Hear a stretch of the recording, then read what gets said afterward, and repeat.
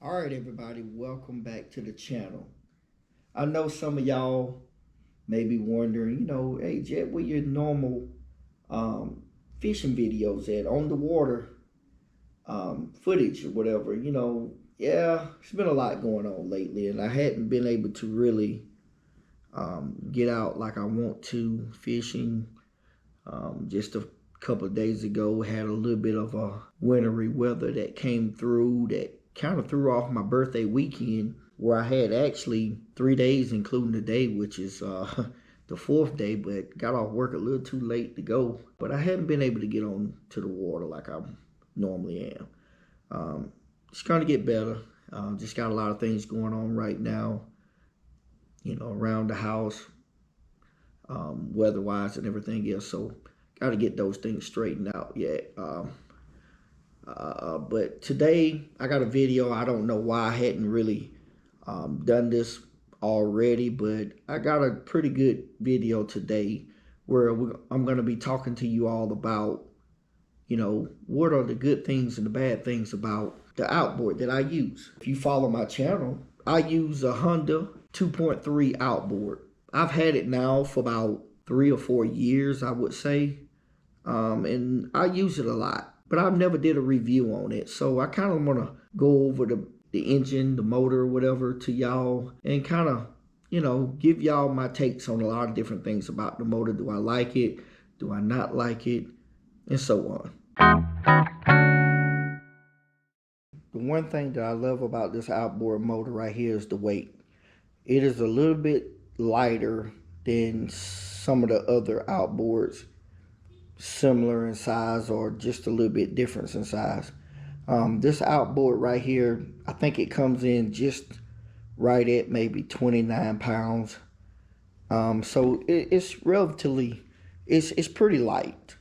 It's not really much of things right here. It's got a nice handle right here on the front that allow you to grab it. So you can get a good firm grip. Right up underneath this back part right here, it's another little place right here where you can grab it. It's like a grip. So it's got a nice little handle on it where you can actually pick it up. The other thing that I like about this outboard is also on the back of it, it's an air-cooled engine. It doesn't have a water pump attached to it. So there's no worries about worrying about a water pump going bad on you. I've had this outboard for like 4 years now. I've had no issues whatsoever with any overheating going on with the engine. So it's been very good to me. If you come right here, you can pull this little tab right here, and it kind of gives you the opportunity to lift up on it. Let's see. Yeah, it kind of gives you opportunity. I'm trying to do this with one hand, but you can kind of lift the thing up and kind of get a little bit of what the inside of this motor looks like. Now, it's a pretty solid motor. Everything is well put together. And like I said, you can kind of see a little bit of what it looked like. And I've had this thing for 4 years, a pretty good bit of use on it. So I'm happy about those things. Let me get this back on here. Let me get this thing right back on here. And you kind of line it right there with those two tabs at right there. You fit them down in the handle, you kind of push it forward and just kind of push down the back of it. Okay. Once you push down the back, you make sure around the edge of this thing right here, and you just pull that like that, and it's locked in. On top of your gas cap right here, you can open this up for to let it breathe. You got the nice good sound when it clicks on. Solid sound when you cut it off. So I like that. I like the fact that it doesn't have any like paint or whatever, and you can kind of easily see what's written. Not sure if y'all can see that, but it's got the on and off to it. Okay, you come right here on the side, you have what you call a release valve. I mean, this is the part right here where you can cut your fuel off from your fuel tank to your carburetor. You basically go right here to this side, no fuel going through. To that side, you open it up. So that's the thing. And come on around here, this is your little choke right here. So when you want to crank it up, come right here, and this is your handle. You have some settings on. You got your slow, you got your start time, and you got your fast all the way up. Okay. Right here, you have your little handle thing that you pull. Okay, so what I want to do, I want to demonstrate how I normally crank it up. Now, I'm going to be honest with you. One of the other better things about having this motor right here, this thing is very reliable. I've never really had a moment where I've tried to crank it and couldn't get it to crank. Every now and then, I will forget to do some of these steps right here that I'm about to show y'all how to do when I crank it up. I'm not going to actually crank it up, but I'm going to show you how the steps that I go through. Every now and then, I might forget to do one of them, and it caused me to crank it thing. But typically, this thing cranks up the very first time that I pull the handle. So one of the first things that I like to do when I crank this motor up and I'm out in the water, first thing I like to do, I like to turn on the air thing up above. Right here, turn this on. Then I like to come back here, turn on the fuel valve. After turning the fuel valve on, I like to come right here and put that handle, the little arrow right at the start. I like to put it right there. Right here is your choke. Pull that choke out. Pull that choke out right there. This is your safety thing right here. If that pops off, it'll automatically cut it off, but you put that around one of your wrists, whatever, to kind of protect just in case something go wrong or whatever, it'll come off. But after turning that handle right there to the start and pulling the choke, then you can crank this engine up. If you pull the thing out right here, you'll feel resistance about right here. This is the area that you want to get to. You don't want to just flat out pull it right here. You know, just pull it like that. You want to pull it out to where you feel that. And then this is where you start. You barely pull it, you know what I'm saying? Don't pull it out too far, but boom, and it'll fire right up. It ain't too many motors that I would say is more consistent at cranking up than this Honda 2.3 right here. It is very consistent at cranking up. You know, as long as you do all these steps first, it will turn on. If you look on, you got this side of the motor right here. It's kind of smooth on this side. But if you come over to this side of the motor, it's got two rough areas right here on the side where the gas release is at. This is the side that you want facing down. When you lay it on its side, you want this side right here to be on the bottom when you lay it on the side. That way right there, your food, you know, that's the right side. This is the correct side to lay the motor down on. You know, right here you have a release valve. Right there you have a release valve. But when you do this release valve, the motor will come up. The bottom part of the motor will come up. I'm trying to demonstrate it, but I don't have enough hands to do it. See if I can fix this thing up to set it up where I can do that. Y'all can see it. Okay, so I think y'all can see that. Yeah. Pull this release valve, and the engine, I don't have it real tight. Come on.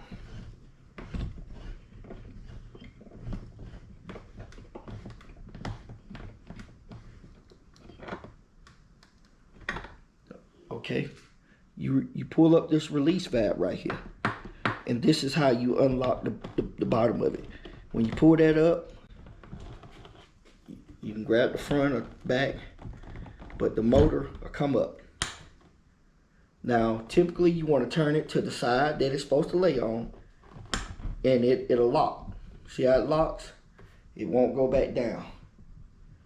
Now, the trick to this right here, when you do want to lower it back down, you need to make sure that before you lower it back down, that you pull this, but at the same time lowering it back down, turn this handle with the motor's back straight. Because at the bottom down here at the bottom, see right here? At the bottom, that little rubber bushing is like the lock pin on it. So you put it in there and it locks it in. And your handle will be right here. So that's pretty solid too. Down here I have my lower unit. Yeah, this prop right here is a pretty stout prop. I've hit it quite a few times on rocks. You know, going super shallow with this motor. But it's rock solid. Never had any problem with it. But that's how it looks. Now, I know some of you have been looking at this. This is something that I came up with myself. Due to the shape of this shaft that's just very narrow, anybody that has a Pelican bass radio, you know first and foremost, in windy conditions, if you don't have a rudder, this boat will spin. So I came up with my own idea of just taking some metal that I bought, cutting it out to kind of shape around this part right here to fit it around, just to give me a little bit of something like a rudder on my outboard. And I keep it on there all the time, been on this forever. And it does, it helps out a whole lot.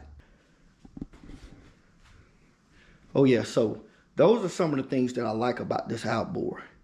But we're gonna kind of compare some of the things that I don't like about this outboard. And then at the end, I give you what I feel about this outboard. Now, to start off, what I don't like about this outboard is, due to it being an air-cooled outboard, it runs louder. I wish it was quieter. That's one thing I wish was better on it. But I understand it's breathing from the top.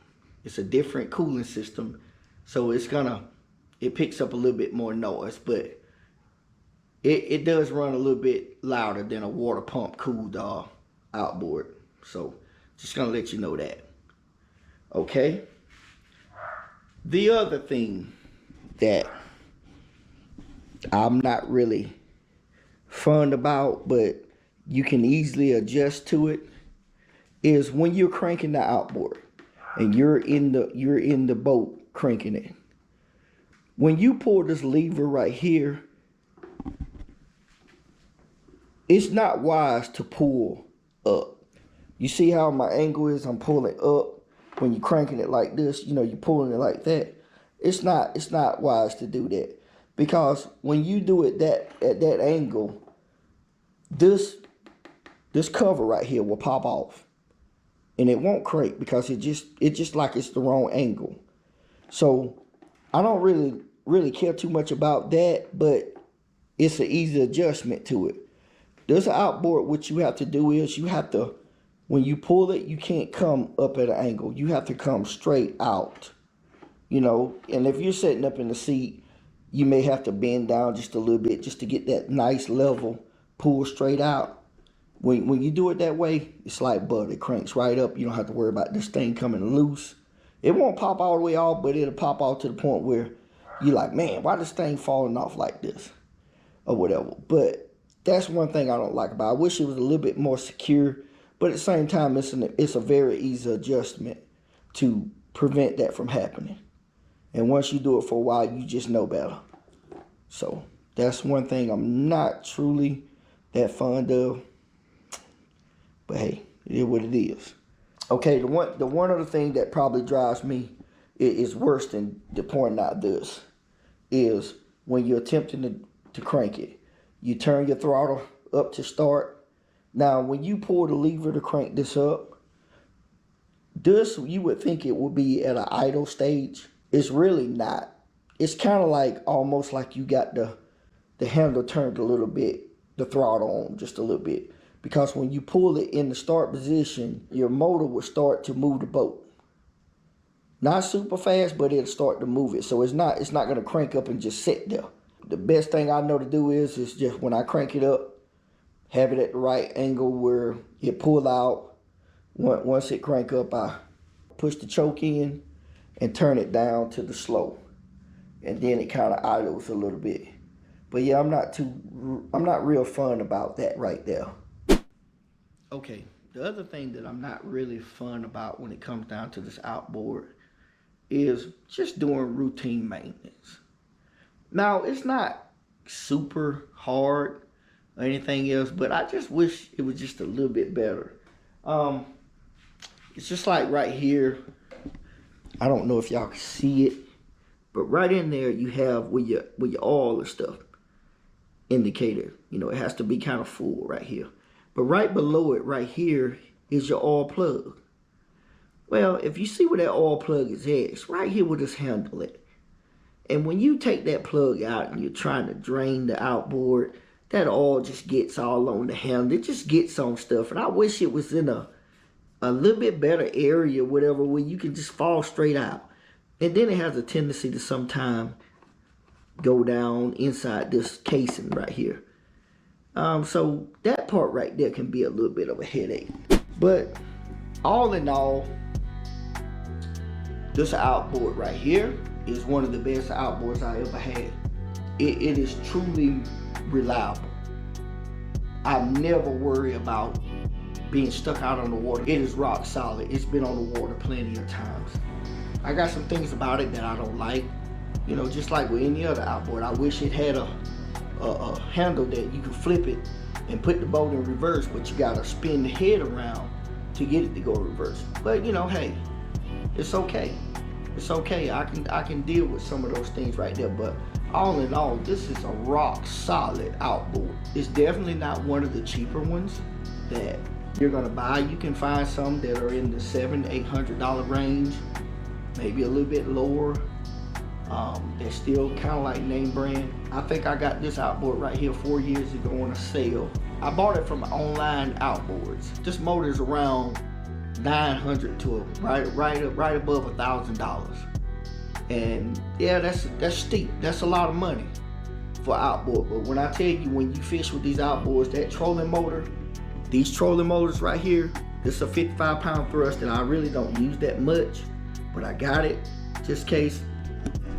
Those little trolling motors, they push pretty good, but there ain't nothing like an outboard. You know, this outboard, this is my point A to point B thing that I use. It's so much faster than a trolling motor. It's worth every penny. With that being said, I think that's gonna do it for my little Honda outboard. If you're looking for a real reliable outboard that's gonna be rock solid for you, it's the way to go.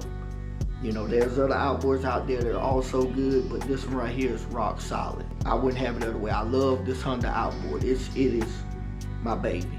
I gotta clean her up a little bit, do a little oil change to her, check on a couple more things on her, try to get her ready.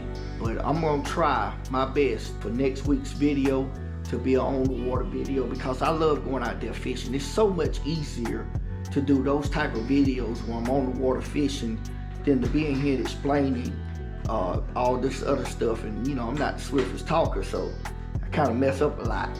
But you know, which is a nightmare when I'm editing. But yeah, that's what my plan is next week. So with that being said, I'm gonna go ahead and get up out of here. Hey, if you ain't subscribed, subscribe to my channel. And I'll holler at each and every last one of y'all on the next one.